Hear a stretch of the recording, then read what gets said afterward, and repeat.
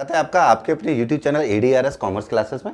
आज हम प्रतिशतता के बारे में कुछ जानकारी करेंगे। हमने पिछली वीडियो में आपको चक्रवृद्धि ब्याज तथा साधारण ब्याज के बारे में कुछ प्रश्न बताए गए थे। उनमें अगर कुछ ऐसे प्रश्न हों जो आपको और जानकारी लेनी है तो कमेंट करके हमें बताएं, उसके बारे में फिर हम और वीडियो दे देंगे। अब देखिए प्रतिशत के बारे में करते हैं कि प्रतिशत होती क्या है। प्रतिशत, देखो प्रतिशत दो शब्दों से मिलकर बना होता है। प्रति मीन्स प्रति प्लस शत। प्रति मीन्स होता है एक और शत मीन्स होता है 100। इनसे मिलके बना है 100। यानी अगर किसी भी संख्या के आगे प्रतिशत का चिन्ह लगा है तो उसके बटे 100 होगा। इसका मतलब ये होता है। अब देखते हैं सवाल, देखते हैं इससे संबंधित कौन कौन से सवाल होते हैं।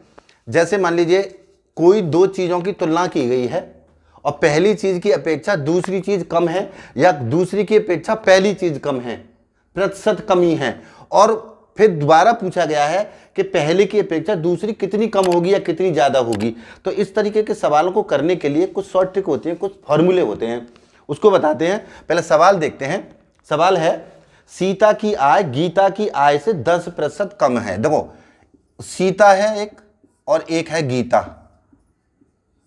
अब प्रश्न यह है कि सीता की आय गीता की आय से 10% कम है। यानी मान लेते हैं गीता की 100 है तो ये 10% कम है। कम, अगर 10% कम होगी तो हमें क्या करना है, 100 से 100 का करेंगे 10%, 100 का 10% करेंगे। हमने अभी बताया कि 10 जहां प्रतिशत लगा होता है किसके बटे 100 कर लेते हैं, तो यहां पर बटे 100 हो जाएगा।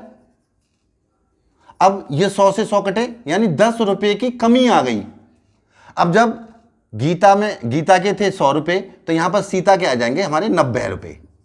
अब प्रश्न क्या पूछ रहा है कि बताइए कि गीता की आय सीता की आय से कितने प्रतिशत अधिक है। यानी गीता की आय सीता की आय से कितने प्रतिशत अधिक है। अब जब पहले प्रतिशत कमी दी हो और बाद में प्रतिशत अधिक पूछा गया हो तो हमारा एक सूत्र होता है प्रतिशत वृद्धि बराबर 100 गुणा प्रतिशत कमी बटे 100 माइनस प्रतिशत कमी। जितने प्रतिशत की कमी दी हुई है उतने प्रतिशत को यहां लिख लेंगे और प्रतिशत वृद्धि निकल के आ जाएगी। अगर पहले वृद्धि दी गई है और बाद में कमी पूछी गई है तो इसका उल्टा प्रश्न हो जाता है, उल्टा सूत्र हो जाता है। पहले कमी पहले वृद्धि और बाद में अगर कमी दी गई है तो सूत्र कैसे बनेगा, प्रतिशत कमी बराबर 100 गुणा प्रतिशत वृद्धि बटे प्रतिशत वृद्धि। अब देखिए इस तरीके से हम दोनों सूत्रों को लिख लेते हैं। अब देखो मान लेते हैं इसका इस सवाल को पूरा करते हैं। पहले तो इसमें कमी दी हुई है, बाद में कितने प्रतिशत वृद्धि है ये पूछा गया है, तो वृद्धि वाला सूत्र लगाएंगे ये वाला। तो प्रतिशत वृद्धि बराबर होता है 100 गुणा कमी। अब कमी कितनी है 10%, तो यहां कर देंगे 10 बटे 100 माइनस 10, ये हो गया। यानी 100 गुणा 10 बटे 90, 0 से 0, ये आया 100 बटे 9 यानी 11.1/9%। इसका आंसर आ जाएगा। समझ में आ रही है। अब देखिए अगला प्रश्न देखते हैं। एक पुस्तक का अंकित मूल्य क्रय मूल्य से 20% कम है। देखो एक तो दिया है अंकित मूल्य और क्रय मूल्य।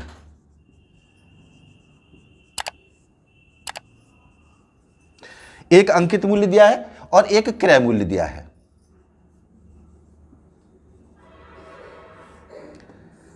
अब देखिए अंकित मूल्य क्या होता है, जो किताब लाते हैं उस पर एक मूल्य मैक्सिमम MRP पड़ी होती है, उसे कहते हैं अंकित मूल्य। और क्रय मूल्य के बाजार में जो व्यक्ति जो दुकानदार खरीद के ला रहा है वो हो गया क्रय मूल्य, जितने रुपए में खरीद के ला रहा है। और विक्रय मूल्य कौन सा होता है, उसमें अपना प्रॉफिट जोड़ करके किसी को बेच रहा है, वो विक्रय मूल्य। और अंकित मूल्य अलग होता है, अंकित मूल्य और भी उससे ज्यादा होता है। चलिए तो अब क्या कह रहे हैं, सवाल कह रहा है एक पुस्तक का अंकित मूल्य क्रय मूल्य से 20% कम है। देखो इसका मान लीजिए 100 है तो ये 20% कम है,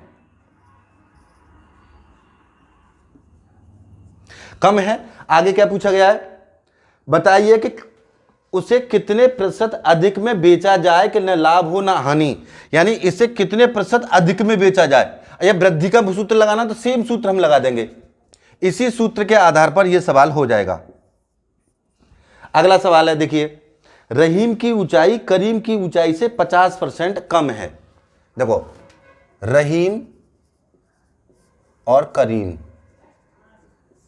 ये दो लोग हैं, इनकी ऊंचाई दी गई है 50% कम है। रहीम की ऊंचाई करीम की ऊंचाई से, अब देखो करीम की मान लीजिए 100 फीट है तो ये 50% कम है, 50% कम होगी तो 50 फीट हो गई। अब ये पूछ रहे हैं कि ज्ञात कीजिए कि करीम की ऊंचाई कितने प्रतिशत अधिक है। तो अधिक है तो वृद्धि वाला सूत्र लगा दो, वृद्धि वाला सूत्र लगा दोगे आराम से हो जाएगा। ये क्वेश्चन नंबर दूसरा है जो करके बताना है आपको कमेंट में कि इसका आंसर क्या आएगा। ठीक है, अब देखते हैं, मान लीजिए पहले तो हमने सूत्र दो बताए हैं, पहले कमी आई हुई है, ठीक है, पहले तो कमी आई हुई है, कमी। अब अगर वृद्धि पहले आती है तो उस सवाल को किस प्रकार से किया जाएगा।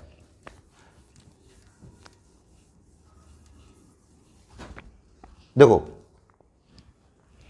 सवाल है, राम की आय श्याम की आय से 20% अधिक है। देखो एक तो राम है और एक श्याम है।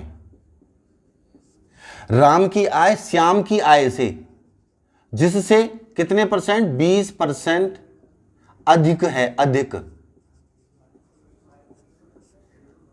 तो अब पूछा गया है ज्ञात कीजिए कि श्याम की आय राम की आय से कितने परसेंट कम है। तो प्रतिशत कमी पूछी गई है, कमी। तो इसका सूत्र होता है 100 गुणा प्रतिशत वृद्धि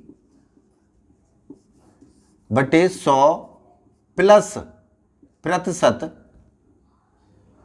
वृद्धि,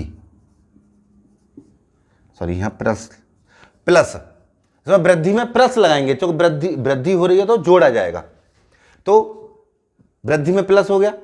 अच्छा इसका आप सूत्र लगा दीजिए, देखिए 100 गुणा प्रतिशत वृद्धि यानी 20% अधिक बटे 100 प्लस 20। अब इसको कर दीजिए 100 गुणा 20 बटे 120, 0 से 0, 2 से कट गया, 2 छिक्की 12, अब 2 से फिर कट जाएगा, 2 से 3 बार और 2 से ये 50 बार, यानी ये आया 50 बटे 3। ठीक है, अब इसका भाग लगा दीजिए, 3 एकम 3, 3 छिंग 18, 2 बटे 3 प्रतिशत की कमी। बात समझ में आ रही है? इस तरीके से हम इसको निकाल लेंगे। अब देखो अगला है क्वेश्चन 2 हमने पहले बता दिए आपको करने के लिए, एक और बता रहे हैं हम क्वेश्चन करने के लिए। आपको कमेंट करके बताना है कि तीनों प्रश्नों के आंसर क्या आएंगे। एक है किसी वस्तु का अंकित मूल्य क्रय मूल्य से 25% अधिक है। देखो क्रय मूल्य है और अंकित मूल्य है।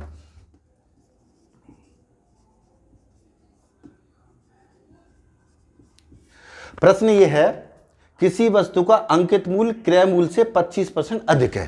क्रय मूल्य से, क्रय मूल्य 100 है तो ये 25% अधिक है। तो अब ये पूछा गया है कि अंकित मूल्य से क्रय मूल्य से अंकित मूल्य 25% अधिक है। तो अब पूछा गया कि अंकित मूल्य से क्रय मूल्य कितना कम होगा। पूछा गया है यदि कि उसे कितने % कम में बेचा जाए कि न लाभ हो न हानि, यानी ये इससे इसकी परसेंटेज की तुलना की गई है। अधिक दिया गया है, कम पूछा गया है, तो कम का हमने सूत्र बताया था आपको। कम का है 100 गुणा प्रतिशत वृद्धि बटे 100 धन प्रतिशत वृद्धि। इस तरीके से हम निकाल लेंगे। आशा करते हैं आपको वीडियो पसंद आई होगी। अगर वीडियो पसंद आई हो तो लाइक करें, अगर चैनल पर नए हैं तो चैनल को सब्सक्राइब करें। जय हिंद, जय भारत।